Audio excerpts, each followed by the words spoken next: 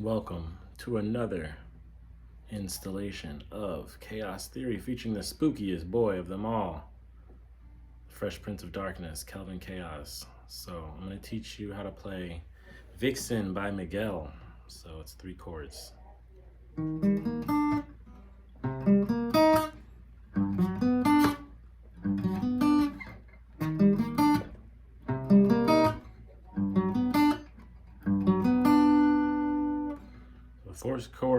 First chord, E major 7, E flat major 7, as a matter of fact.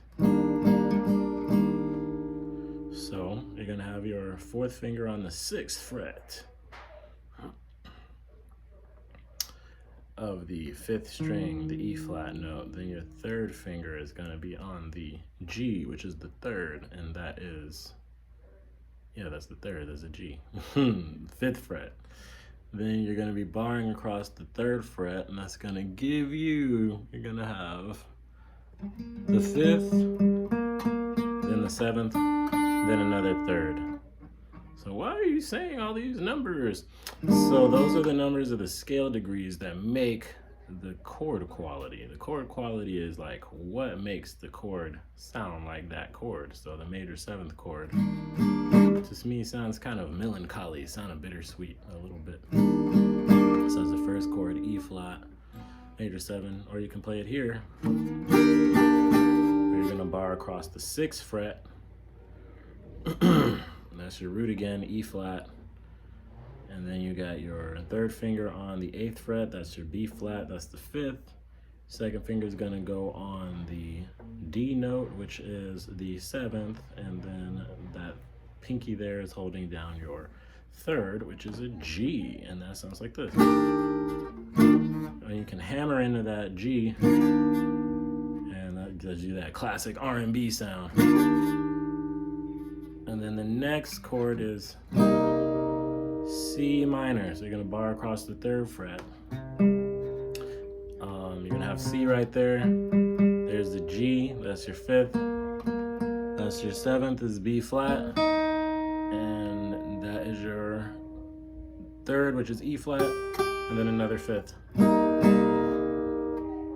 So 3rd finger on the G, which is the 5th fret of the 4th string, and then you got your 2nd finger on the 4th fret of the 2nd string. That is an E flat, that's your 3rd. Now here where the fancy part comes in, you have a G major.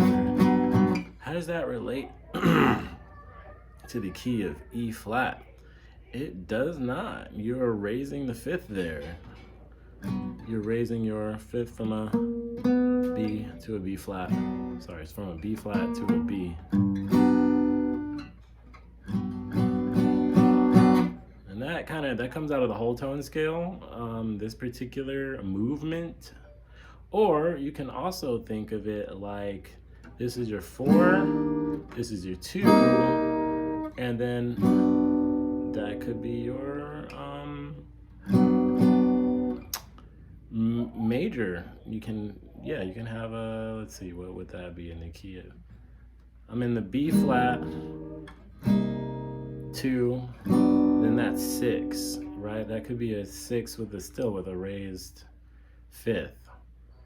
Why they do that? Because it sounds cool, sounds jazzy. So like I said, you can theorize all this stuff, figure out what it means in each key, but ultimately it sounds cool, and then you can move this movement around and it'll still sound cool. So if I started here, right? My bad here.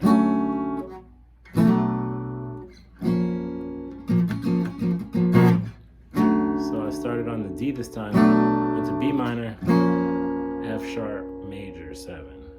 So same type of intervallic movement to give me that sound. But we're gonna stick back to the key of E flat. And now here's a cool strum you can add to it.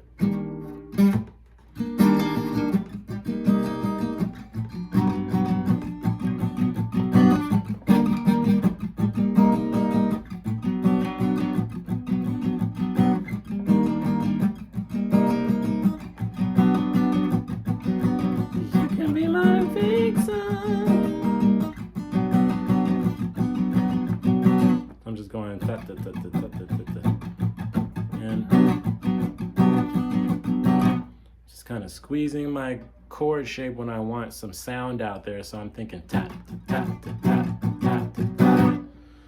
So what's cool about strums is if you can sing it, you can play it. So if you hear a cool strum that you like, sing it and then see if you can figure out how to play it. I'm also alternating almost every stroke.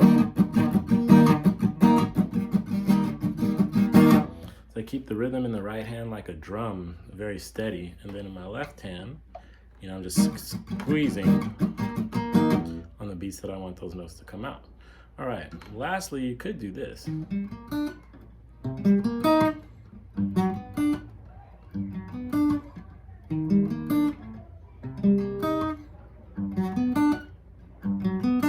I'm just going all in down picks.